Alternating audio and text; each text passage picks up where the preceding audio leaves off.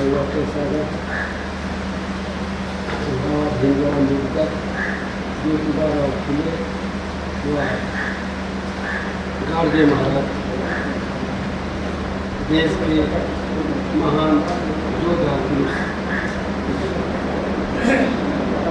और साथियों, आज राम स्वरूप वर्मा जी की जयंती पर हम लोग इकट्ठा होते हुए काफ़ी दिनों से रहे हैं। हम यही है, लोग अपने को बता रहे हैं।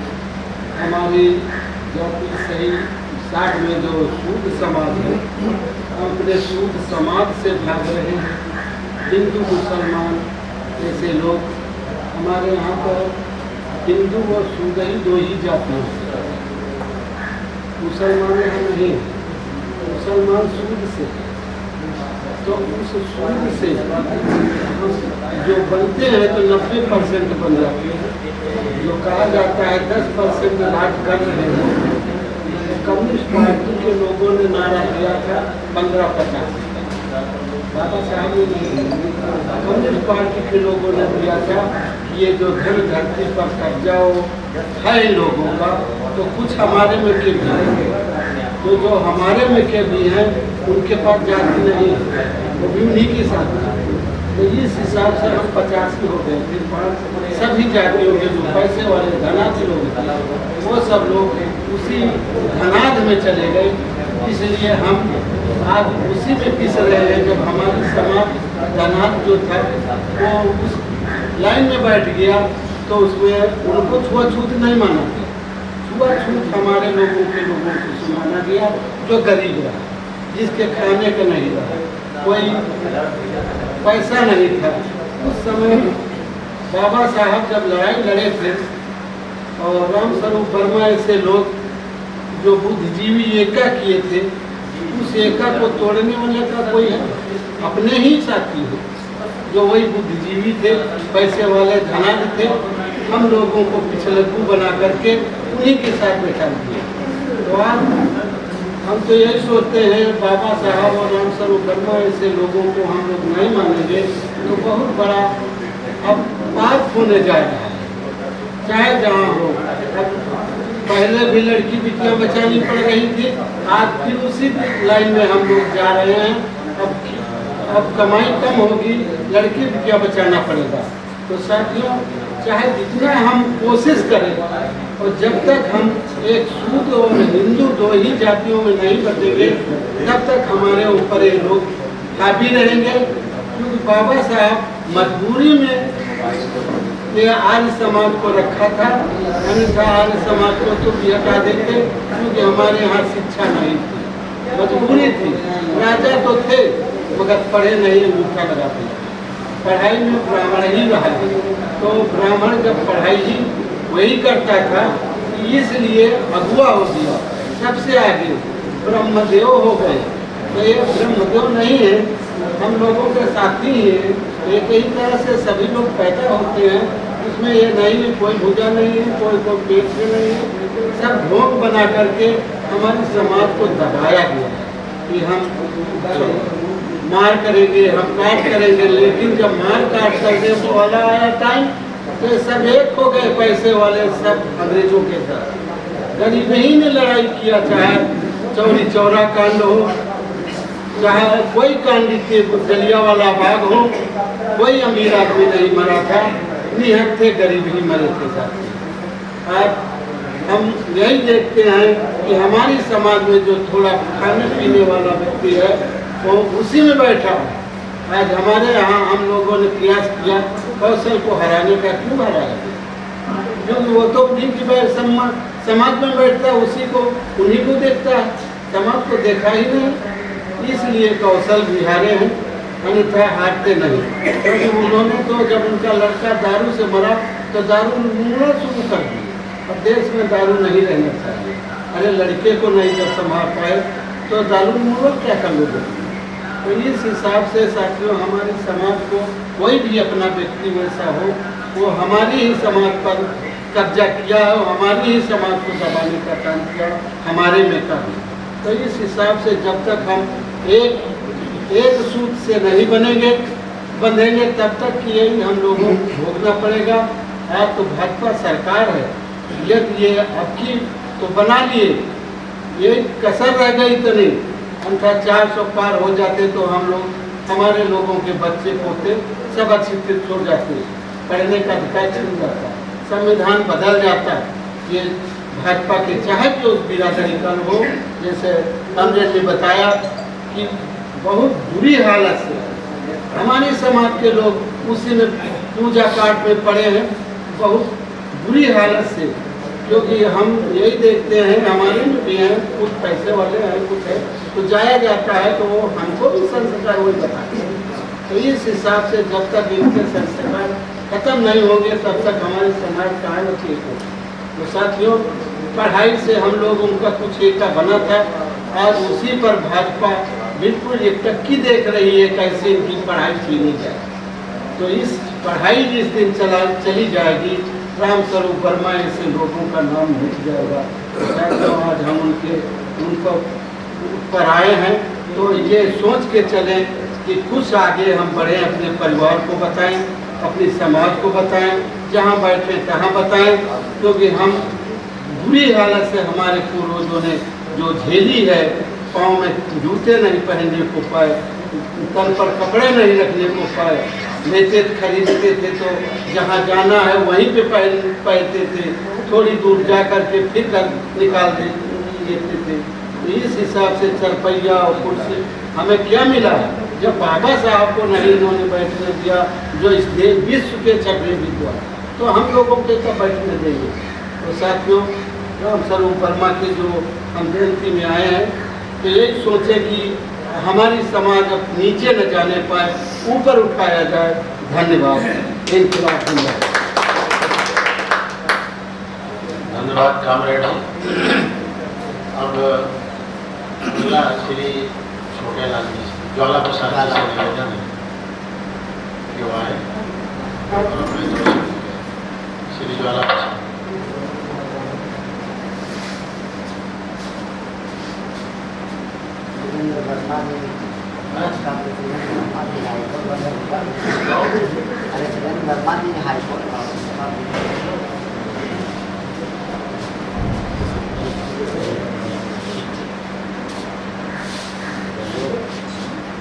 क्रांति दिवस के रूप में हम आशु वर्मा जी का संदेश मना रहे हैं। क्रांतियाँ कौन कौन सी हैं? ये धार्मिक क्रांति, सामाजिक क्रांति, आर्थिक क्रांति। तो जो लोग धार्मिक क्रांति लगातार कर रहे हैं, सामाजिक क्रांति से धार्मिक क्रांति से जो है राजनीतिक क्रांति आती है, राजपाट मिलता है। आज सारा ब्राह्मण हिंदू समाज के माध्यम से धार्मिक क्रांति कर रहा है, जगह जगह पर पूजा कर रहा है, जगह जगह पाठ कर रहा है, जगह जगह पे तरह तरह की जो है कर रहा है। आज उनको सत्ता में आसानी, उनको सत्ता मिल गई। हमें भी धार्मिक क्रांति करनी है, लेकिन हमें हिंदू बनकर के धार्मिक क्रांति नहीं कर सकते। अगर हिंदू बनकर के आप धार्मिक क्रांति करेंगे तो ये फायदा ब्राह्मणों का होगा, ठाकुरों का होगा, बनियों को होगा, जो देश के निवासी नहीं है। ऐसी स्थिति में हमें जो है क्रांति करनी है, और क्रांति करने के लिए सबसे पहले हम ये कहते हैं कि हर आदमी से आप जो है नमो बुद्धाय जय भीम कहना शुरू करें। और छोटे छोटे बच्चों से आप अपमान न समझें कि हम इतने पढ़े लिखे हैं, इतने ज़्यादा उम्र में हैं, इतना बढ़िया पहने हैं। हम छोटे छोटे बच्चों से जय भीम नमो बुद्धाय कहना शुरू करें, और अपने घर पर दरवाजे पर या कहीं भी दीवारों पर नमो बुद्धाय जय भीम लिख दें। इससे जो है आपका जो है धर्म परिवर्तन होगा। और जब तक हम हिंदू धर्म परिवर्तन नहीं करेंगे, लोग वो समझते हैं केवल दो ही धर्म। जब हम बात करते हैं लोगों से तो वो कहते हैं धर्म हिंदू नाम का मुसलमान हो गया, मुसलमान दो ही धर्म समझते हैं। आप जितने धर्म हैं, धर्म की परिभाषा और धर्म के बारे में आपको बताना होगा। अगर आप धर्म के बारे में नहीं बता सकते हैं तो इसका मतलब है कि आप ब्राह्मणों के द्वारा स्थापित हिंदू धर्म को आप नहीं कर रहे हैं। मित्रों, प्रत्येक धर्म का एक धर्म संस्थापक होता है, एक धार्मिक पुस्तक होती है, एक धर्मास्त्र होता है। तो धार्मिक उदाहरण के तौर पर हम धर्म लेंगे, जैसे इस्लाम धर्म है तो मोहम्मद साहब ने बनाया, उसकी किताब का नाम है कुरान। इसी तरह से जो बाइबिल है, किसकी बनाई हुई है? बाइबिल ईसा मसीह की बनाई हुई है, ईसाई धर्म। इसी तरह से अन्य धर्म ले लीजिए तो उसका धर्म संस्थापक है होता है और धार्मिक पुस्तक होती है, धर्मस्थल होता है। हिंदू धर्म की न कोई धर्म संस्थापक है, न धर्मस्थल है, न धार्मिक पुस्तक है। धार्मिक पुस्तक जो आपके रामचरितमानस है 16वीं शताब्दी में लिखी गई और अकबर के ज़माने में लिखी गई। और अकबर के दरबार में पहुँचे लोग कहने लगे कि भाई ये पुस्तक लिखी गई है। ब्राह्मणों ने कहा क्या खास बात है? तुलसीदास को बुलाया, कहा क्या खास बात है? तो कहा कि जो मर जाता है उसको जिंदा कर देती है, इस पुस्तक में इतनी ताकत है। मैंने तो बहुत अच्छी बात है तुमने किया है। और वो फला जगह आदमी मर गया है, जो अपने राजपाट से जो स्टोर से लेना हो ले लो। तो ब्राह्मण बड़ा लालची होता है, न मालूम कितना जो है वो जो है सुनके मेवा मिश्री और तमाम तरह तरह की चीज़ें बता ले गया। और रात भर दीनदयाल मुझे संभाले हरनाथ शंकर भाई कहता रहा और न तो मरा हुआ आदमी जिंदा हो सका। सवेरे बुलाया गया तुलसीदास को और तुलसीदास से कहा गया भाई हाँ क्या है हालत है उस आदमी की। तो तुलसीदास ने अकबर से कहा वो हुजूर जो मर जाता है कहा जिंदा होता है, कल क्या कह रहे थे? तो कहा कि बहुत हमको सबको बेवकूफ़ बनाते हैं। इनको कारागार में डाल दिया गया, ब्राह्मण एंड कंपनी, यानी जो उनके साथ में थे। और वहीं पर इनकी मृत्यु हो गई। लोग नहीं बताते हैं, तुलसीदास की मृत्यु वहीं पर हो गई। और मृत्यु होने के बाद जो डेड बॉडी है जेल से जो है बैकडोर से निकाली जाती है, जिनको बैकडोर से निकाला गया। और उसके बाद ये कैसे आ गया रामचरितमानस में संवत 1680 के दिन श्रवण शुक्ला में तुलसी तेजी से लिखी। यानी ये रामचरितमानस की रचना एक आदमी ने नहीं कई लोगों ने मिलकर किया है। ये मरने के बाद ये कैसे आ गई? तो मित्रों, हमें ये कहना है कि हम एक बात अपने कर सकते हैं बड़ी आसानी से कि जहाँ पंडित मिलते जहाँ पंडित जी न लगाओ तो 5 होने की बात न करो। ये आप कर ही सकते हैं, सभी लोग कर सकते हैं और करना चाहिए। क्योंकि वो पंडित नहीं कहेगा यादव जी 5 हुई, काशी जी 5 हुई, धोबी जी 5 हुई, चमार जी 5 हुई है, मौर्या जी 5 हुई, कभी नहीं कहेगा। न जी लगाएगा न भाई पंडित बात करेगा। हम उसको सम्मान दे रहे हैं और वो हमारा अपमान कर रहा है। तो यह बात हम आपसे निवेदन करते हैं कि इसको आप अप्लाई करें समाज में और इसका रिजल्ट भी देंगे। तो बहुत बड़ी क्रांति आ जाएगी। कुछ ना है किसी को देना है मित्रों। तो हम करते हैं। यहाँ से हमने 84 में चुनाव लड़ा, बहुजन समाज पार्टी से। यहाँ पर हमने सन 84 में लड़ा है और 84 में क्षेत्रीय हमारा था विकास नगर, जानकीपुरम और इंदिरा नगर, गोमती नगर, विकास नगर और आपका मल्लौट, जोधपुर, चिन्हट और इधर जो है ये आपका बक्सी तालाब पूरा सबसे मोहना क्षेत्र कहलाता था।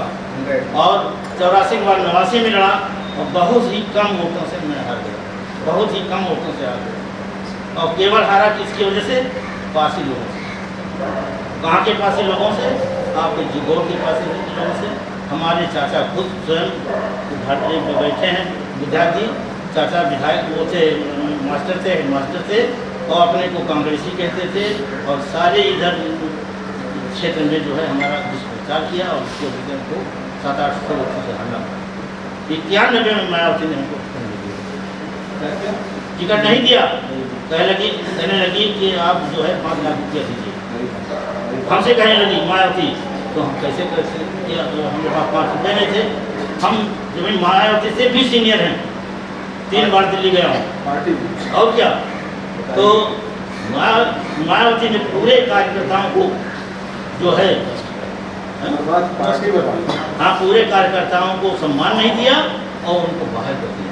पार्टी पूरी बर्बाद। हाँ, राम समूह जी जो बहुत बड़े 22 किताबें लिखी हैं और बहुजन संगठक दिल्ली में रह करके और वहाँ पर जो है निकालते थे, वहीं पर हम यहाँ से जाते थे, पैसा लेकर वहाँ जमा करते थे, वहाँ से बहुजन संगठन ला करके जीपी में। और मायावती ने कहा जब ये अच्छा, हम लोग चलते चलते इनको छोड़ दे, मायावती पढ़ने लगा राम को बर्बाद। अच्छा ठीक है, राम स्वरूप वर्मा को ओके बताने दीजिए। नहीं चल रहा, चलो आपकी बात मैं मानता हूँ भैया, राजनीतिक बात हो गई, वो छोड़ दीजिए। तो हम मित्रों यही चाहते हैं, तो इसी में जो है एक छोटी सी कविता मैंने स्वयं बनाई है, वो कह रहा हूँ, उसके बाद मैं अपना समाप्त करने का 2 मिनट 3 मिनट लगेगा। अरे जिंदगनिया गंवाए दे हो हिंदू बनी के, अरे हिंदू बनी के, अरे हिंदू बनी के, दान दे के पिंड दान करी के, गौ दान करी के, जिंदगनिया गंवाए दे हो हिंदू बनी के। पंडित जी पाए छुई कही कही के, मतदान की हो, पंडित का कहना मान मान के, जिंदगियाँ गंवाए दे हो हिंदू बनी के। राम राम कह के जयकारा लगायो, जय श्री राम कह के अपने राज गंवाए दे हो, पंडित के बातें को मान मान के, जिंदगियाँ गंवाए दे हो हिंदू बनी के। ये शोषण पे है कि हमारा शोषण हो रहा है, उसी पे है, आधारित है। कथा सुनी के भागवत सुनी के, कथा सुनी के भागवत सुनी के, जिंदगियाँ गंवाए दे हिंदू बनी के। पंडित जी के चरण धोए धोए के, जिंदगियाँ गंवाए दे हिंदू बनी के।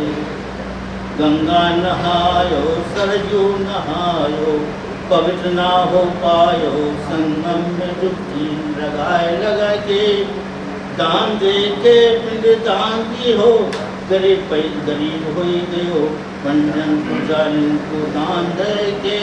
जो दान माने टैक्स होता है, आप लोग सबसे बता दीजिए, दान माने टैक्स, वो टैक्स को दान कहते हैं, तो वही बात है। अयोध्या काशी मथुरा काशी हिमाचल हरिद्वार बालाजी पुष्कर में खर्ची कर गए, जिंदगियाँ गंवाए दे हो हिंदू बनी के। बच्चन को पढ़ा नहीं पायो, तीरथ में खर्चा कर गई के, जिंदगियाँ गंवाए दे हो हिंदू बनी के। ज्वाला कहते हिंदू धर्म को छोड़ो, बौद्ध धर्म बना लो, दान न दिहो पिंड दान न किहो, दान न दिहो मतदान न किहो, पंडित के कहने से मान मान के। फिर से सुन लीजिए, दान न किहो मतदान न किहो, पंडित के कहने में आय आय के, जिंदगियाँ गंवाए दे हो हिंदू के। कभी आजाद हो पई हो, आजा राजा राजपाट पई हो, जिंदगियाँ गंवाए दे हो हिंदू बनी के। ये हमारा स्वयं को बनाया हुआ है, अगर कोई गलती हो गई तो मैं आपको धन्यवाद। अब हम श्री दिवाकर सिंह एडवोकेट हाईकोर्ट से निवेदन कर रहे हैं कि वो आए, और वहाँ उन्होंने एक अधिवक्ताओं का समूह बना रखा है, वो हर जगह डेप्यूटी काम कर रहे हैं। Shri Diwakar Singh advocate high court. ऐसे बोल आवाज़ ऐसे ही। आज 22 अगस्त को जो महामना राम स्वरूप वर्मा जी का जन्म दिवस का कार्यक्रम है, जो क्रांति दिवस मनाई जा रही है कई दिनों तक तमाम क्षेत्रों में भारत के, उस क्रांति दिवस के अवसर पे हम सभी आयोजकों को अपनी तरफ से बधाई देते हैं और उम्मीद करते हैं कि क्रांति दिवस के मतलब को समझें। इस पोस्टर में अर्जक संघ तो लिखा हुआ है, भाग्यवाद और पुनर्जन्म के खिलाफ में उन्होंने एनिहिलेशन ऑफ हिंदुइज्म के खिलाफ में आंदोलन छेड़ा था। जैसे annihilation of caste doctor B R Ambedkar ने लिखी थी पुस्तक, बहुत बड़ी चर्चा का विषय आज भी है। तो हमारे जो महामना रामचंद्र वर्मा जी ने कार्यक्रम किया था एनिहिलेशन ऑफ हिंदुइज्म कि कास्ट की उत्पत्ति हिंदुइज्म से हुई, और तमाम वक्ताओं ने माना है जब कोई धर्म हो तो उसके खिलाफ में तो लड़ाई होगी। जब हिंदू नाम का कोई धर्म है ही नहीं इस पृथ्वी पे, तो फिर वो क्या है? पाखंड का एक सेट है, एक सिद्धांत है, सिस्टम है। तो उसके खिलाफ में आप महामना रामचंद्र वर्मा का भी जितना भी संघर्ष है, जितना भी हम महामना रामचंद्र वर्मा को याद क्यों करें? कोई उनके अच्छे चेहरे थे, कोई उनके अच्छे कपड़े थे, नहीं, उनके कार्यक्रमों के कारण, उनके नीतियों के कारण, उनके विचारों के कारण, उनके कार्यक्रमों के, हम उनके कार्यक्रम को कितना अपने जीवन में जी रहे हैं, कितना हम जीवन पे चल रहे हैं। आज अध्यक्ष संघ जैसी वैचारिकी इस देश के नहीं पूरे विश्व के लिए एक मिसाल कायम हो सकती है। उसमें जैसे महामना रामचंद्र ने अपने पुस्तकों में तमाम जगह लिखा हुआ है, तमाम अपने अध्यक्ष साहित्य के में विचार दिए हैं। तो उनको इस्लाम में जो भाईचारा था, बंधुत्व था, समता थी, ईसाइयत में थी, बुद्धिज्म में थी, उसमें से कोई उनको वो नहीं था। उन्होंने कहा कि जो साइंटिफिक तर्क है तो कुतर्क रहेगा, कुतर्क है तो तर्क रहेगा। उन्होंने तर्क पे बात की, वैज्ञानिकता पे बात की। जैसे आप पीके पिक्चर का एक उदाहरण देख लीजिए कि पीके पिक्चर से तकलीफ किसको हुई, सड़क से लेकर के सुप्रीम कोर्ट तक, आप उससे अंदाजा लगा लीजिए कि भारत में अगर एक पीके पिक्चर काल्पनिकता बनी तो उसको तकलीफ किसको हुई? भारत में किसी मुसलमान को नहीं हुई, ईसाई को नहीं हुई, किसी सिख को नहीं हुई, किसको? जो पाखंडी लोग, जो पाखंड पे चलने वाले हैं।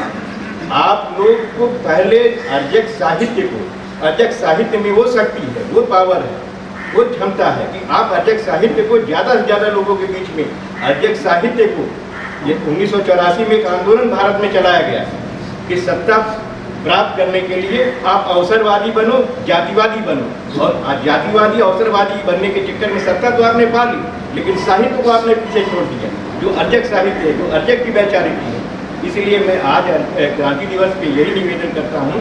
हमने थोड़ा समय 2 मिनट का बोला, ज़्यादा बोल दिया, मैं अपनी बात यहीं विराम करता हूँ कि आप लोग अर्जक साहित्य को जितने भी प्लेटफॉर्म है प्रचार की, चाहे प्रिंट मीडिया हो, चाहे इलेक्ट्रॉनिक मीडिया हो, चाहे जनता के बीच में, मैं पॉलिटिकल एक्टिविस्ट हूँ, मैं जनता दल यूनाइटेड का प्रवक्ता हूँ उत्तर प्रदेश का, उसके बावजूद भी सीना ठोक के बोलता हूँ कि मैं अर्जक हूँ। मैं जो अनर्जक है वो जाने, जो परजीवी वो जाने, मैं सीना ठोक के कहता हूँ मैं अर्जक हूँ। और आप लोग जैसे आरएसएस के लोग सपा में है, बसपा में है, कांग्रेस में है, राजद में है, जेडीयू, हर पॉलिटिकल सिस्टम में, तो अर्जक संघ के लोग क्यों नहीं जा सकते? हर पार्टी में हो, जो भी प्रधानमंत्री, मुख्यमंत्री, सांसद, विधायक बनेंगे तो अर्जक के विचार वो नीतियाँ बनाएंगे, जैसे आरएसएस वाले अपनी अनुसार से बनाते हैं। तो आप लोग अर्जक होने पर गौरव करिए और इस अर्जक साहित्य को जनता के बीच में पहले अपने उतारिए, फिर जनता के बीच ले जाएंगे। और अर्जक में इतनी ताकत है कि अर्जक को कोई रोक नहीं सकता है, और अगला समय अर्जक का ही आने वाला है। जय क्रांति दिवस, धन्यवाद। अब कार्यक्रम समापन की ओर चल रहा है और हमारे मुख्य अतिथि महोदय बहुत ही मजबूरी में बैठे हुए हैं क्योंकि उनको शारीरिक कष्ट भी होता है, अवस्था की समस्या है। तो आप महामना रामचंद्र वर्मा से विधानसभा में भी साथ साथ रहे, उनके साथ तमाम उनकी बातों से परिचित हुई हैं, उनके विचारों को सुने भी हैं। मैं उनसे विनम्र निवेदन करता हूँ कि वो आपके समक्ष महामना वर्मा जी के जन्मदिन पर वो सब कहे। माननीय आचार्य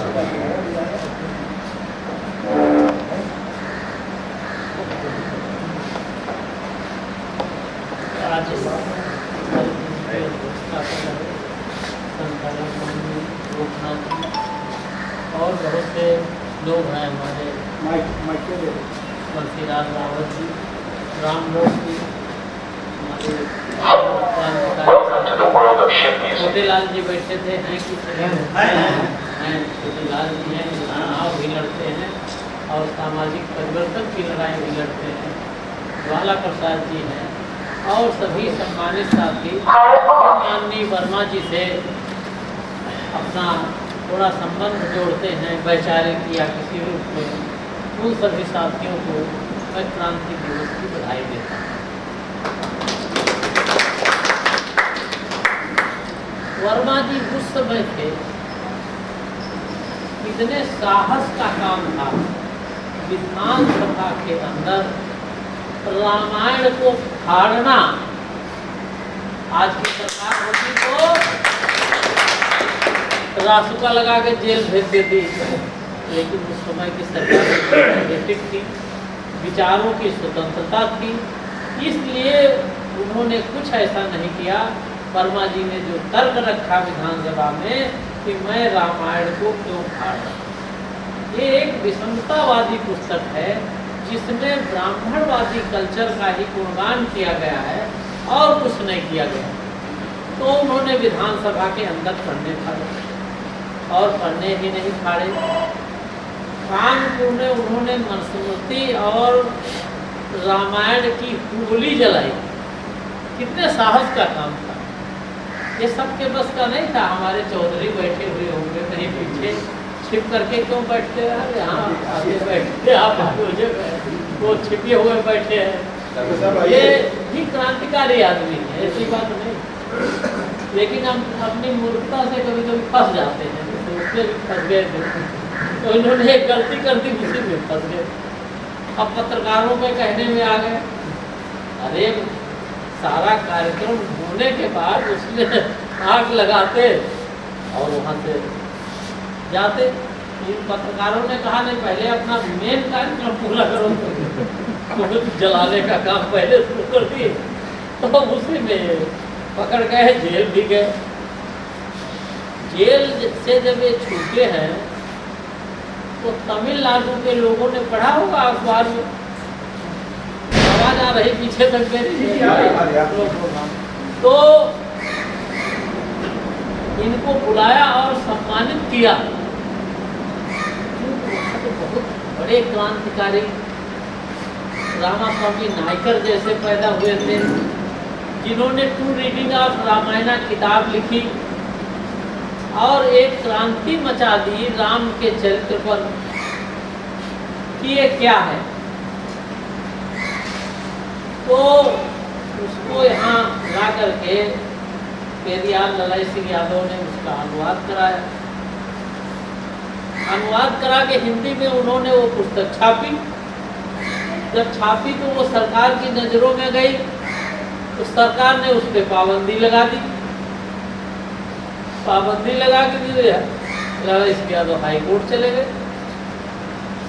हाई कोर्ट गए तो हाई कोर्ट के जजों ने ये माना कि रामायण एक काल्पनिक ग्रंथ है, कोई इतिहास नहीं है, और इसका पढ़ना पढ़ाना इस पे कोई प्रतिबंध नहीं है, तो उसको गुप्त कर दिया। तो सरकार सुप्रीम कोर्ट चली गई। जब सुप्रीम कोर्ट चली गई, वहाँ जजमेंट हुआ, और जो जजमेंट हुआ वहाँ की संविधान पीठ ने जजमेंट किया, उसमें 4 ब्राह्मण थे, एक मुसलमान था और एक कोई अन्य था। उन्होंने जजमेंट दिया कि रामायण जो है कथानक है, ये कहानी है, ये कोई इतिहास नहीं है। तो सुप्रीम कोर्ट का जजमेंट आज भी मौजूद है, स्थिर है।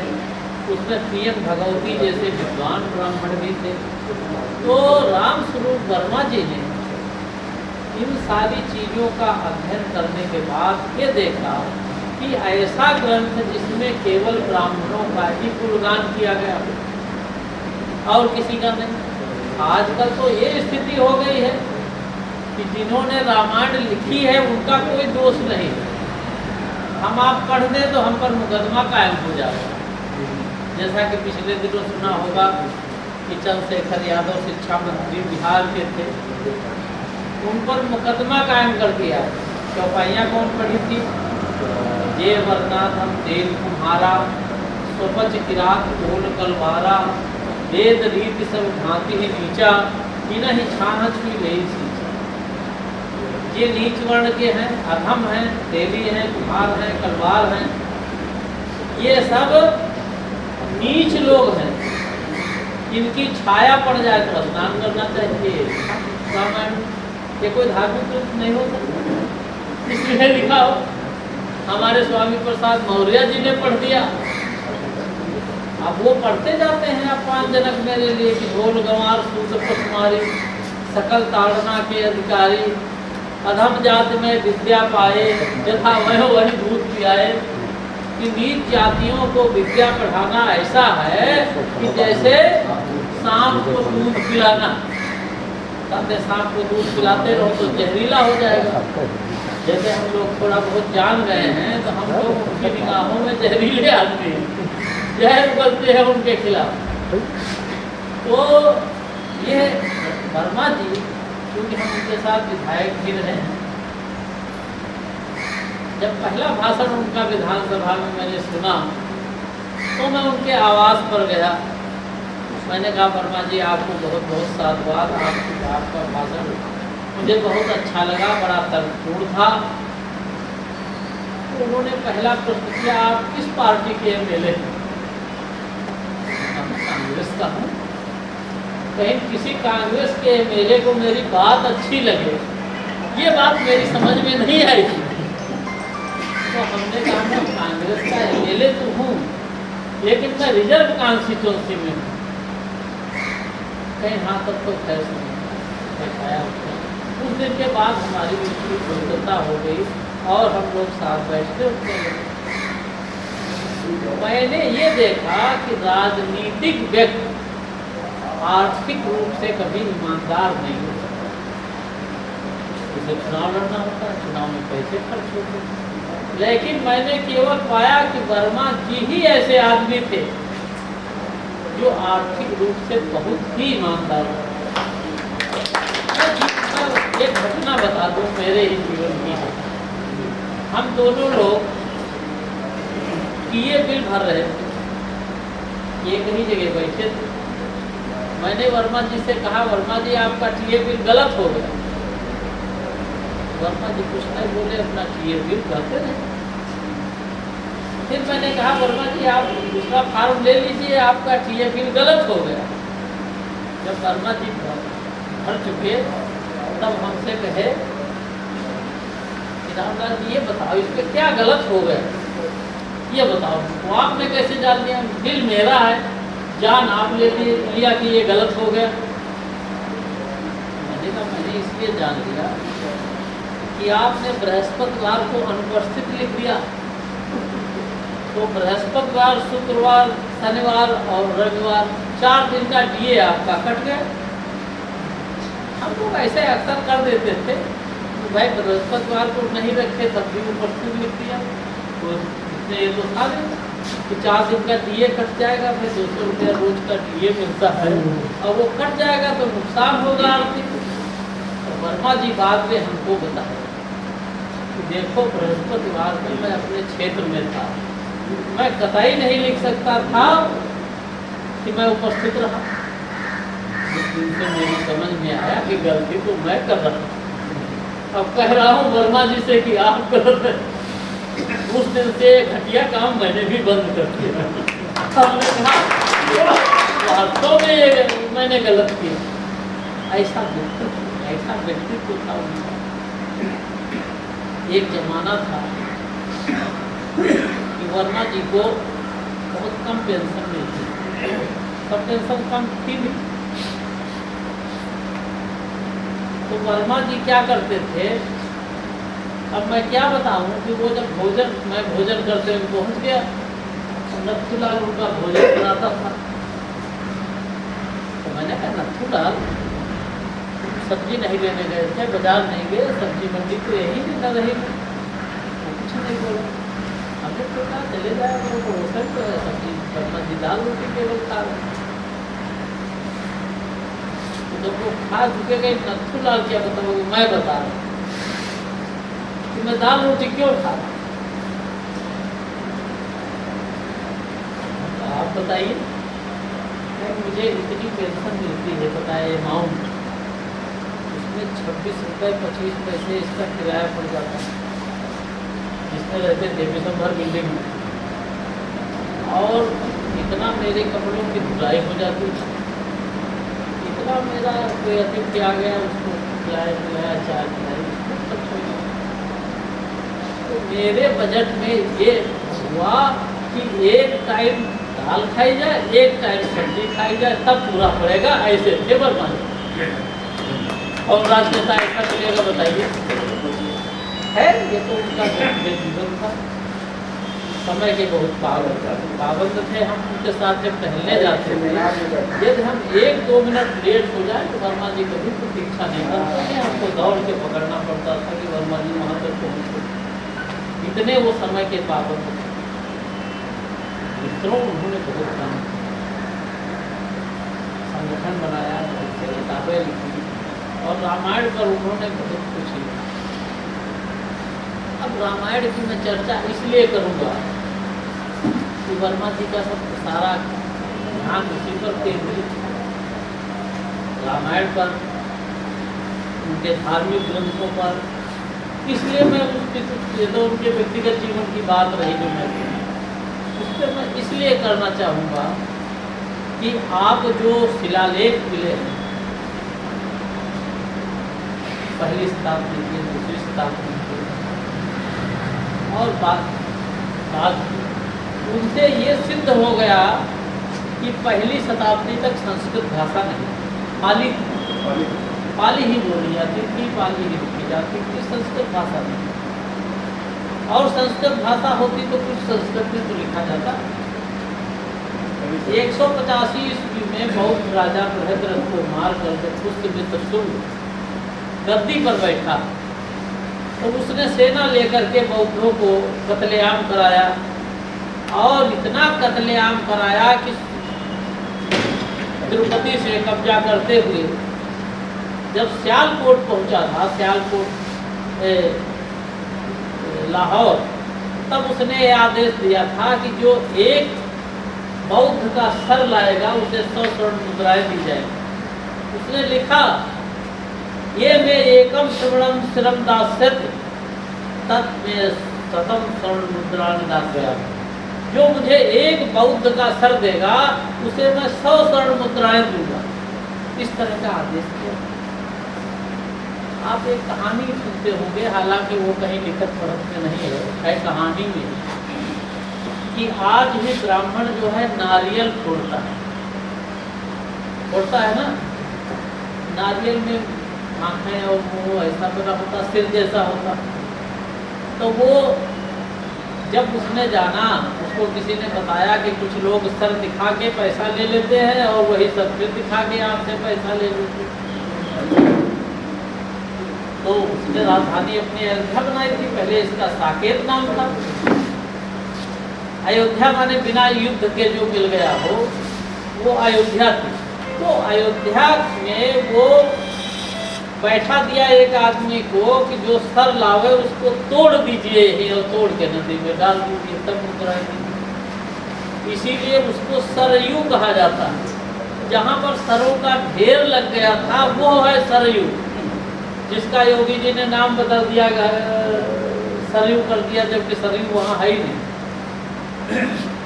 तो ये सब ऐसा भ्रमजाल है जिसको बहुत से लोग नहीं समझते हैं।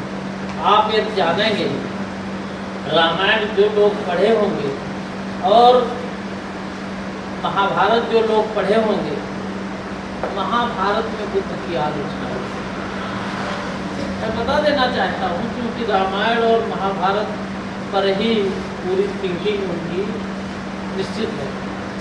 महाभारत में लिखा गया, शूद्रा शूद्रे सुभुज्यते यदि बुद्धत्व आगते भविष्यन्ति नश्यन्ति बुद्ध का साय समृतम अनध्याया भविष्यन्ति विप्रः मार्ग विवर्जिता अग्निहोत्राणि सिद्धन्ति भूतजाति। ये महाभारत का श्लोक है जो मैं आपको सुना रहा हूँ। जितने भी उत्तर भारतीय संस्करण है महाभारत के, उनमें ये श्लोक आपको नहीं मिलेगा। ये मुझे दक्षिण भारतीय संस्करण जो है उनमें से मैंने ये लिया, जिसका मतलब ये है कि शूद्र जो होंगे बुद्ध के आने पर शूद्र हमारे बराबर बैठ के भोजन करना चाहिए। ये महाभारत की बात। भविष्यंत नरा सर्वे बुद्ध कासाय सुंदर, सारे मनुष्य कासाय वस्त्रों से ढक जाएंगे। मतलब कासाय वस्त्र होता था बौद्धों का। अनध्याया भवत्यंत मृगा मार्ग, और ब्राह्मण सब मार्ग से विचलित हो जाएंगे, अध्ययन छोड़ देंगे, और अग्निहोत्राण सिद्धंत, अग्निहोत्र बंद हो जाएंगे और गुरु पूजा बंद हो जाएगी। ये महाभारत है। इसी को तो रामायण भी कहती है कि जैसे रावण ने कहा सुनहु सकल रजनीचर जूठा, हमरे बैरी विमुख बरूठा। इसका अर्थ तो सभी लोग समझ गए होंगे कि रावण ने आदेश दिया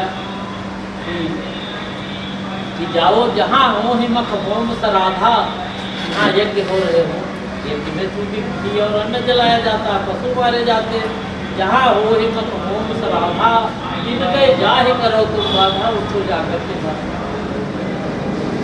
ऐसा वाल्मीकि रामायण के बालकांड में ही लिखा है कि राम का जन्म इसलिए हुआ कि वर्ण व्यवस्था मजबूत करने के लिए, उसी वर्ण व्यवस्था को मजबूत करने के राम ने शूद्र ऋषि का वध किया। तो रामायण पर वर्मा जी की पूरी रिसर्च थी और उन्होंने सारे हिंदू धर्म के ग्रंथों को पढ़ा था और जाना था कि इस गैर बराबरी से हम कैसे लड़ेंगे। तब उन्होंने एक ऑब्जेक्शन और अर्जक संघ से तो मैं कार्यक्रमों में गया हूँ। बोकारो के लोगों ने हमको आमंत्रित किया था, बोकारो झारखंड में है, मैं वहाँ गया हूँ, 2 बार बोकारो गया और अर्जक संघ के लोगों ने ही वो कार्यक्रम आयोजित किए। एक बार तो उन्होंने कहा देखो आज विधायक जी हम केवल बुद्ध पर ही आपको सुनना चाहते हैं। तो उस दिन मैं केवल बुद्ध पर ही वहाँ बोला। अध्यक्ष वहाँ बहुत बड़ी कॉलोनी है, वो जो स्टील फैक्ट्री है वो करीब 20 किलोमीटर में है और उसकी कॉलोनी जो है वो भी बहुत बड़ी बड़ी है। वहाँ के लोगों ने मुझे आमंत्रित किया था। एक बार तो मैं अध्यक्ष संघ के कार्यक्रम में गया, एक बार मैं गया केवल इसलिए कि हमें बुद्ध के बारे में बताया।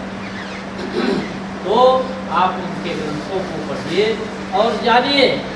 यहाँ पर पिछड़ी जात के लोग भी हैं, यादव बंधु भी होंगे, जरूर यदि वो रामायण पढ़ें तो राम की पूजा नहीं करेंगे, क्योंकि रामायण में लिखा है युद्ध कांड में,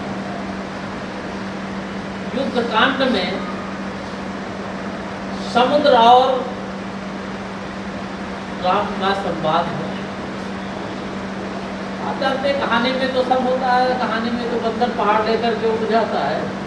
कहानी ऐसे नहीं बता दिया है जजोने की ये कहानी है, कहानी वो प्रदर्शित करती है कि कहानी है।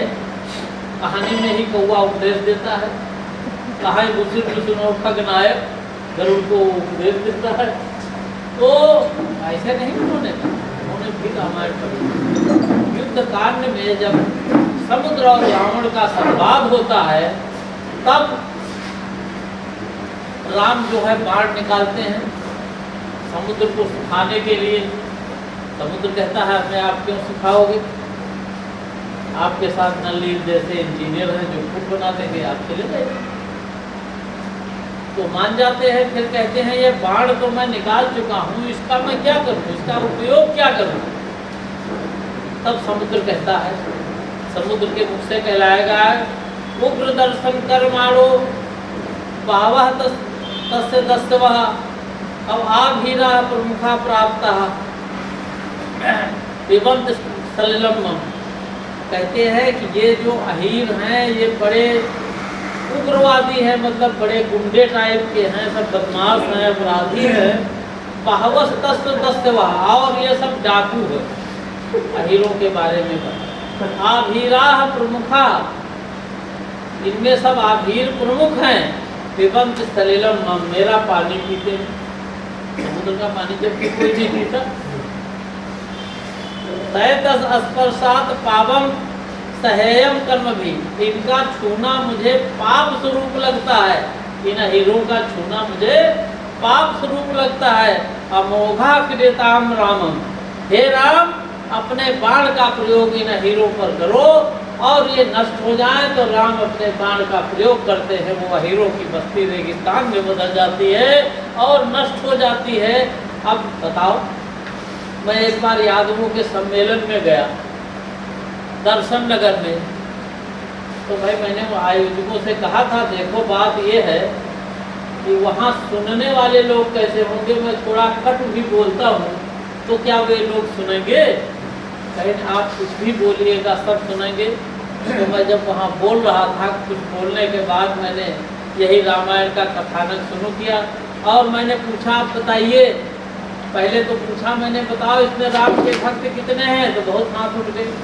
मैंने जब ये कथानक बताया, हमने कहा आप बताइए राम की पूजा कितने लोग इसमें से करेंगे, तो किसी का हाथ नहीं उठा और एक कथावाचक बैठा था वहाँ जो भागवत वाचता था वो उठ के चला गया मेरी बातें से।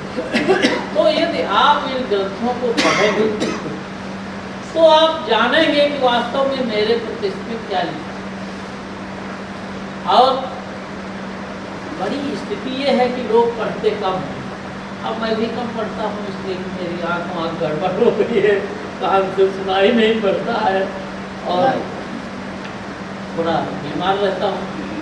लेकिन फिर भी डॉक्टर ने कहा है ये आधा घंटा 45 मिनट पढ़िए तो आँख को 15 मिनट का रेस्ट दीजिए, पढ़ सकते हो। तो यदि आप इनके धर्म ग्रंथों को पढ़ेंगे, ये बड़े अवैज्ञानिक सोचते हैं, विज्ञान में ये विश्वास नहीं करते, तर्क में विश्वास नहीं करते। बुद्ध ने तर्क दिया इसलिए बुद्ध को मिटा दिया, और बिना तर्क के विज्ञान नहीं पैदा होता है, इसलिए इस देश में विज्ञान का विकास नहीं हुआ। विज्ञान का विकास तो सवालों से होता है, प्रश्नों से होता है। यदि न्यूटन ने के मन में ये न पैदा होता कि ये फल नीचे क्यों गिरा, ऊपर तो ज्यादा जगह है, ऊपर क्यों नहीं चला गया, ये नीचे क्यों गिरा। अब उसके मन में और उसने जो है गुरुत्वाकर्षण शक्ति का पता लगाया, जिससे आज दूरसंचार न जाने क्या क्या जिससे नियंत्रित होता है। तो जब तक तर्क नहीं करेगा, अब इन्होंने तर्क ही रोक दिया। भाई जेम्स वाट न सोचता कि अभी मैंने जब ये ढक्कन रखा था तब ये ऊपर नहीं उछल रहा था, थोड़ी देर बाद ये ऊपर क्यों उछलने लगा। सवाल पैदा हुआ उसके मन में। ये चाहते हैं कि मन में सवाल न पैदा हो, जिससे विज्ञान जो है न पनप पावे। विज्ञान नहीं पनपेगा तो अज्ञान बना रहेगा, अज्ञान बना रहेगा तो हमारी लूट कायम रहेगी। इसलिए इनकी लूट को कायम करने के लिए लोगों में वैज्ञानिक दृष्टिकोण होना चाहिए। जैसे मोहम्मद साहब ने कहा, इल्म कहीं से भी मिले उसे ग्रहण करो। जैसे कहा था, उत्तम विद्या लीजिए जनक नीच पे हो, बड़ो अपावन ठौर पे सुवर्ण तजन को। तो ज्ञान विज्ञान का इन लोगों ने जो विरोध किया, ये उनके धर्म में। और ज्ञान विज्ञान का ऐसे विरोध नहीं किया, बड़ा ही सुनियोजित तरीके से। मैं ज़्यादा समय नहीं लूँगा, लेकिन एक श्लोक आपको और सुनाऊंगा जो गीता भागवत का है। एक गीता भागवत किताब है, उसका है, और उसमें लिखा है कि आप चंद्रलोक कैसे पहुँच जाएंगे। यदि रूस के लोग जानते होते वो श्लोक पढ़े होते तो उनको जहाज नहीं बनाना पड़ता, उनको इतना धन नहीं खर्च करना पड़ता और चंद्रलोक पहुँच जाते। गीता भागवत का श्लोक है, यो ददात विप्राय दिव्यम धेनु पैस्तुनि तल्लून चमान दर्शन विष्णु लोके महीयते। जो ब्राह्मण को दिव्य गाय जो दूध देने वाली हो वो दान में देगा, तल्लोप, लोम माने बाल, जितने उसके बाल होंगे उतने दिन वो विष्णु लोक में रहेगा। ये है। फिर है कि सालांकरान भोग्याच सर्वस्रान सुंदरीम प्रियाम, जो एक सुंदर प्रेयसी को जो सभी अलंकारों से युक्त और भोग्य हो, ऐसी स्त्री को जो ब्राह्मण को दान करेगा, यो ददात च विप्राय, जो ब्राह्मण को दान देगा, चंद्रलोके महीयते, वो चंद्रलोक में पहुंच जाएगा। कितना सरल उपाय बताया पंडित जी ने चंद्रलोक पहुंचने का। तो इन मूर्खताओं से इनके ग्रंथ भरे हुए पड़े हैं, यदि आप पढ़ेंगे जानेंगे, है नहीं। अब बहुत से लोग उल्टी सीधे बातें भी करते थे, मौलाना साहब बैठते तो मैं जिक्र कर देता।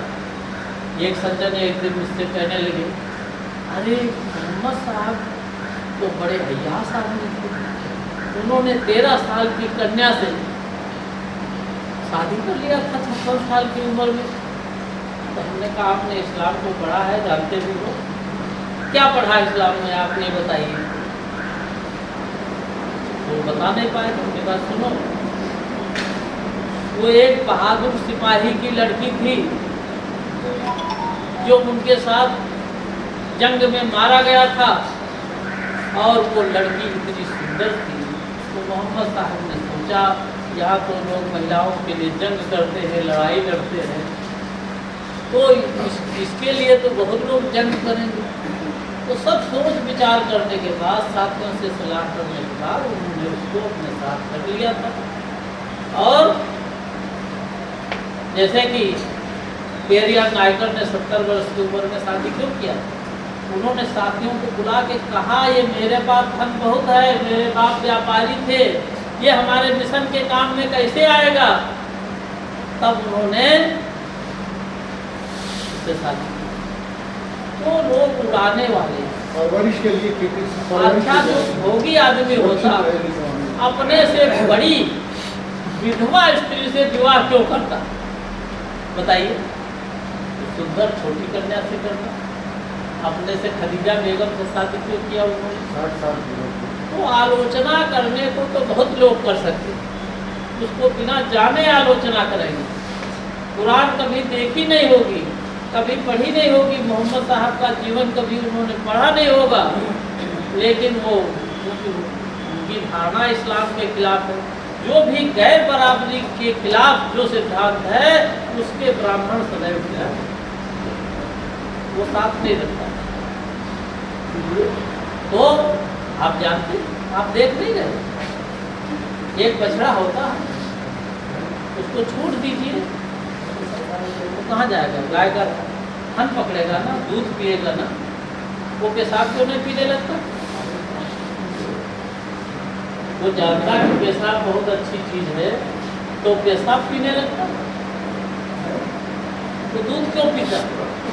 बछड़े को मालूम है कि यहाँ एक ऐसी प्रजाति रहती है जो गाय का दूध पी करके मुँह धोता है, और उसी प्रजाति का नाम है ब्राह्मण, और कोई नहीं है, वही पीता है और वही उसकी दवा बना के बेचता है। जो उत्सर्ज पदार्थ है, जो शरीर से निकलता है, वो घटिया पदार्थ है, उसको पीने में इनको आनंद आता है। पंचगव्य जो इनके यहाँ बनाया जाता है, उसमें जानते हो क्या होता है, पवित्र करने के लिए बनाया, इसको पी लेंगे तो पवित्र हो जाएगा। जैसे कोई ब्राह्मण किसी अछूत के यहाँ खा ले, पानी पी ले तो अपवित्र हो जाता ना, उसको पवित्र करने के लिए पंचगव्य पिलाया जाता है। उसमें क्या होता है, गाय का घी, गाय का दूध, गाय का दही, गाय का गोबर, गाय का मूत्र, और उसको पी करके वो पवित्र हो जाता है। अपवित्र चीज़ों को पी के जो पवित्र होता हो, उसका दिमाग भी कभी पवित्र नहीं होगा, इसीलिए उनके भावनाएं दूषित रहती हैं। तो मित्रों, इनकी रामायण क्यों बुरी है? रामायण इसलिए भी बुरी है कि इनके धर्म ग्रंथों को यदि आप पढ़ लेंगे तो आप जान जाएंगे कि जैसे इनके यहाँ निर्दुग्धा गो पूजा न दुष्यंत खरी, बिना दूध वाली जो गाय है वो भी पूज्य है, लेकिन गधा ही पूज्य नहीं है। इस तरह की तो बातें इनके यहाँ लिखी। और वो रामायण मैं समझता हूँ सभी लोगों ने इसमें पढ़ी होगी रामायण। सबके घर में होगी। हाँ, सबके घर में होगी। सबके घर में होगी, पढ़ी भी होगी। उसमें आजकल लोग रामायण भी नहीं पढ़ने, सुंदर कांड का पाठ कर लो, सुंदर कांड का पाठ करो। और सुंदर कांड में क्या है? सुंदर कांड में है ढोल गवार शूद्र कुसुमारी सकल ताड़ना के अधिकारी, वादा है शूद्र द्विजन सन कि हम तुमसे कुछ घाट, और ब्रह्म को जाने हेतु आंख देखा वही। क्या है जो शूद्र वर्ण के लोग हैं वो कहते हैं हम कुछ कम हैं, जो ब्रह्म को जानता है वही विप्र है, ऐसा जो है डांट करके शूद्र लोग कहते हैं। ये रामायण में सब लिखा हुआ, पढ़ेंगे आप जानेंगे। पढ़िए, इनके धर्म ग्रंथों को पढ़िए। मैं तो कहता हर धर्म के ग्रंथों को पढ़िए, बाइबल भी पढ़िए, कुरान भी पढ़िए। इसको भी पढ़ने के लिए कह दीजिए सर। और हाँ, ये इसको भी पढ़ने के लिए ये संविधान बता रहे रामलोक जी, संविधान। मैं अच्छा पहले संविधान की परिभाषा बता दूं। संविधान क्या है? संस्कृत में शास्त्र धातु से शास्त्र बनता है, और शास्त्र उसे कहते हैं कि जिससे शासन किया जाता है। शास्त्र वही होता है जिससे शासन होता है। ये हमारा शास्त्र है, इसे संविधान कहते हैं, इससे देश का शासन चलता है। और होता क्या है, हमारे कुछ भाई बंधु हैं, कांवर लेके चले जाते हैं, और जो लोग कांवर में भेजते हैं उनके लड़के पढ़ते हैं, तैयारी करते हैं, संविधान पढ़ते हैं, संविधान पढ़ करके वकील और जज बनते हैं। और हमारे आपके यहाँ जो लड़के हैं वो जिनको जानकारी नहीं, वो क्या करते, कांवर ढोते, कांवर। और योगी महाराज क्या करते, ऊपर से खून बरसा देते तो वो खुश हो जाते, अरे मुख्यमंत्री जी ने हमारे ऊपर खून बरसा। ये नहीं जानते कि तुमको ये गुलाम बनाने का तरीका है। एक तरीका है कि तुम पढ़ो नहीं, तुम स्कूल मत जाओ। इसीलिए बाबा साहब कहते थे हमारा समाज जिस दिन मंदिर की तरफ न जाने जा करके स्कूल की तरफ जाने लगेगा, तब इनका उद्धार होगा, तब ये लोग जानेंगे। हमारे राम लोग बहुत ही परिश्रमी आदमी हैं। ये संविधान घर घर पहुंचने का संकल्प लिए हैं और उसी पर ये काम करते हैं, और संविधान की किताब कम मूल्य पर दे करके ये बेचते हैं। ये है राम लोगों को। तो मित्रों, ऐसा नहीं है कि रामायण में तो ये तक दिया हुआ है कि राम भी हनुमान को प्रणाम करते, खड़ा होगा जिन्होंने वो जानते होंगे। विप्र रूप धरे कपि कहाँ गए वो, हनुमान जी ब्राह्मण का रूप रख के गए, तो माथ नाई पूछा कस भय। तो रामचंद्र क्या करते हैं, माथा नवा करके उससे पूछते हैं। वो भी नहीं जान पाते हैं कि ये हमारा सेवक हनुमान है, और उसको प्रणाम करते हैं। ऐसे रामायण ग्रंथ को ये जलाया था किसी ने, फाड़ा था किसी ने, वो हमारे महामना राम स्वरूप वर्मा थे, जिनका जन्मदिन हम आप आज मना रहे हैं।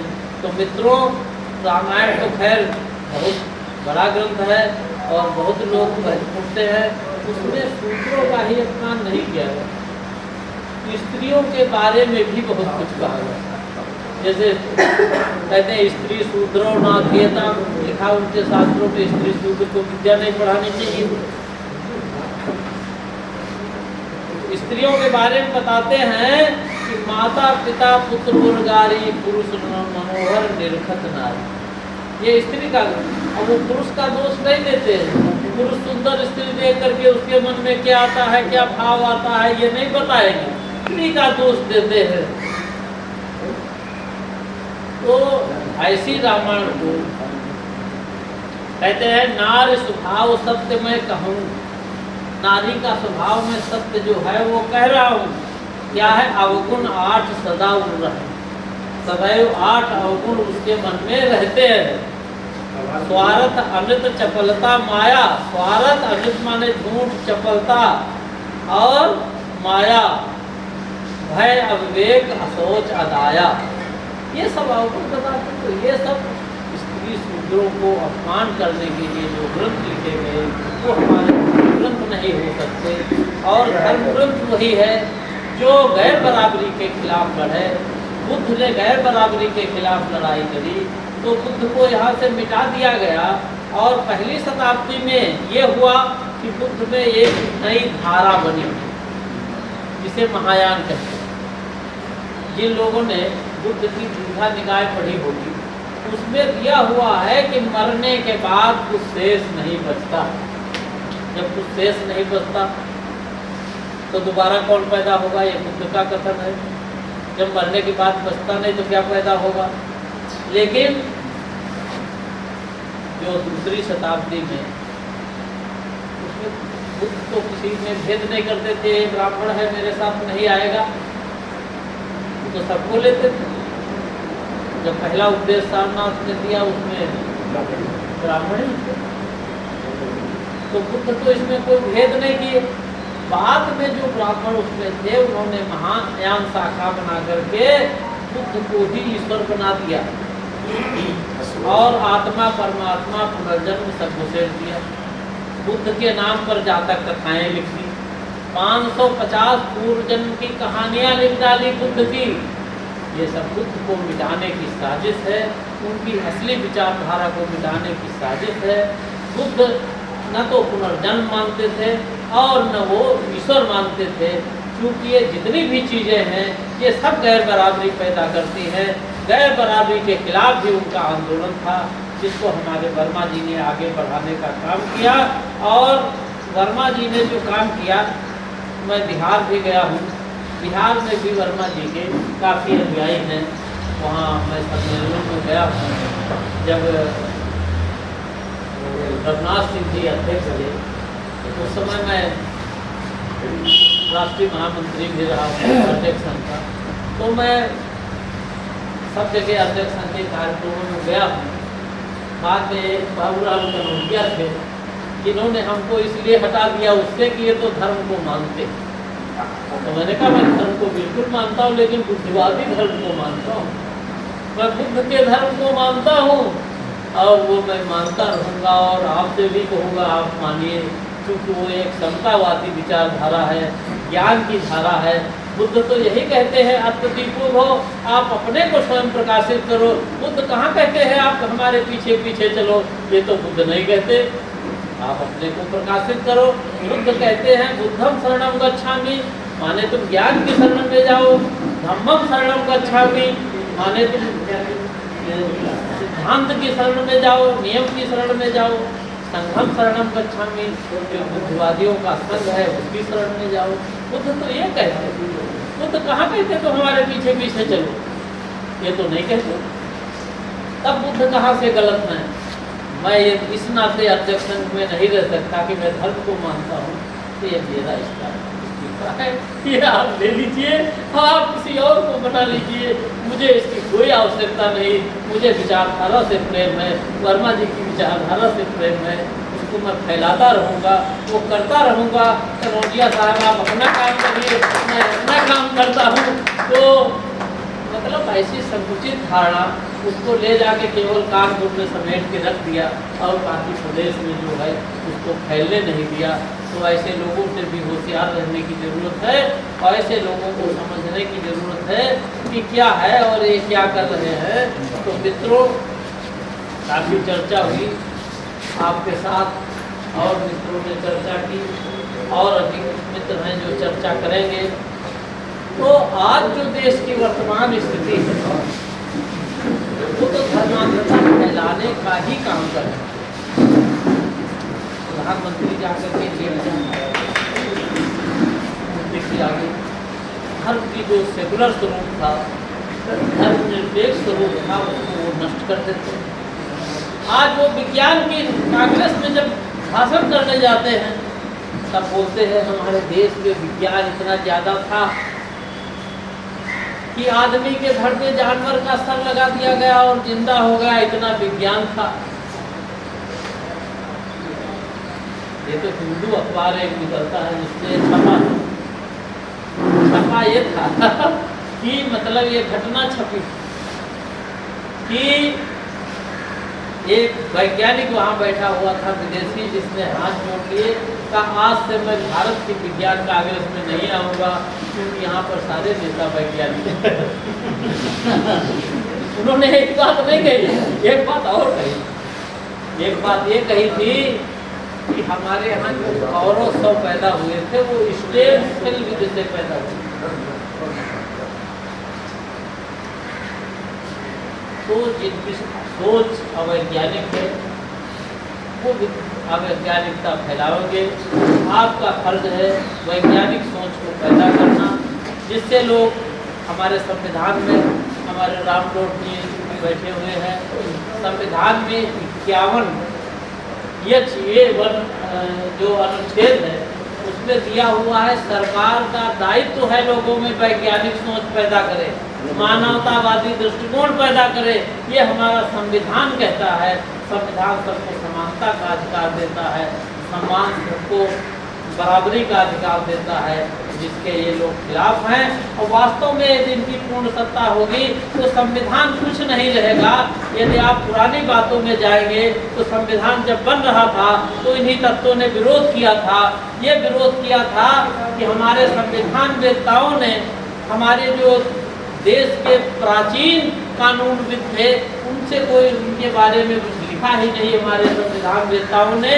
और उसमें एक लेख लिखा था उस समय, वो लेख मेरे पास मौजूद है, अंग्रेजी में है।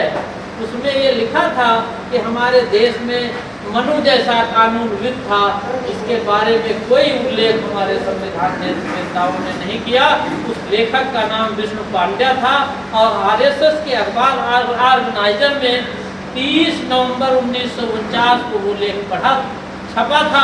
तो ऐसी सोच उनकी सदैव से थी, आज भी है और उनकी रहेगी, इसलिए सावधान होने की ज़रूरत है। मैंने आपका शायद समय को ज़्यादा ले लिया, तो इसलिए ले लिया कि आज वर्मा जी पर चर्चा करने का अवसर थोड़ा समय बाद मिला है, तो मैंने थोड़ी चर्चा की वर्मा जी की विचारधारा पर। वर्मा जी की विचारधारा बिल्कुल जो है बुद्ध की विचारधारा से मिलती है। और जो लोग ये कहते हैं कि बुद्ध की संस्कृति धर्म जो है वो संस्कृति विहीन था और संस्कृत से अलग था, ऐसा नहीं है। बुद्ध की संस्कृति श्रमण संस्कृति कही जाती है और श्रमण संस्कृति माने है जो श्रम करने वालों की संस्कृति है। आपने बौद्धों का चीवर देखा होगा, दाहिना अंग उनका खुला रहता है। इसका भी मतलब है दाहिने हाथ से आदमी काम करता है, श्रम करता है। तो वो श्रमजीवियों की संस्कृति थी जो बुद्ध ने बताई थी। इसीलिए बुद्ध ने कहा था कि जब सारनाथ में 60 भिक्षु हो गए थे तो बुद्ध ने यही कहा था कि भिक्षुओं जाओ, चरत भिक्षवे बहुजन हिताय बहुजन सुखाय लोकानुकंपाय अर्थाय हिताय देशेत भिक्षवे धर्मम आदि कल्याणम मध्यम कल्याणम पर्योसान कल्याणम सार्थम समृद्धनम परिशुद्ध भविष्यति। बुद्ध ने कहा था भिक्षुओं जाओ, बहुत लोगों के हित के लिए, बहुत लोगों के सुख के लिए, मानवों का कल्याण करने के लिए सारी दिशाओं में चले जाओ। बुद्ध का जो संदेश है वो समतावादी है, वो ज्ञानवादी है, तर्कवादी है। इसको फैलाओ और प्रचार करो। इन शब्दों के साथ मैं अपनी बात समाप्त करता हूँ। सभी लोगों को पुनः मैं क्रांति दिवस की बधाई देता हूँ। नमो बुद्धाय, जय बुद्ध।